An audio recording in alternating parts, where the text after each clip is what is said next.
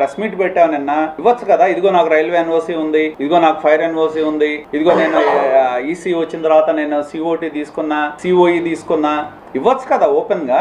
ఇంతవరకు ఒక్క కాగితం ఆయన నాకు తెలిసి ఇన్ని ప్రెస్ మీట్లో ఆయన మాట్లాడినా నేను మాట్లాడినా మీకు ఇచ్చింది ఏంటంటే ఆన్లైన్ లో ఇచ్చే బిల్డింగ్ పర్మిట్ ఆర్డర్ మాత్రమే ఆయన ఇచ్చాడు. ఆయన నేను 35 సంవత్సరాల అనుభవం అని చెప్తున్నాడు కదా, కోర్టులో ఏం వేసాడు అఫిడవిట్ ఆయన అంట తీసుకోవాలని ఆయనకి తెలియదంట. మరి ఆయనకి 35 సంవత్సరాలు నేను ప్రముఖ బిల్డర్ అని ప్రెస్ మీట్ పెడతాడు. ఆయన సైట్ ఓనర్ ని బెదిరించి దాక్కోవడానికి కుదురుద్ది. ఆయనకి అధికారాన్ని అడ్డం పెట్టి అనధికారంగా ఫ్లోర్లు కట్టడానికి ఉపయోగపడుద్ది. పర్మిషన్ లేకపోయినా అమాయకులైన ప్రజలకి ప్లాట్లు అమ్మడానికి కుదురుద్ది. ఇప్పుడు ఆయన ఏదైతే రెరా అని చెప్తా ఉన్నాడో, రెరాకు సంబంధించి కూడా చాలా విషయాలు బయటకు వస్తాయి.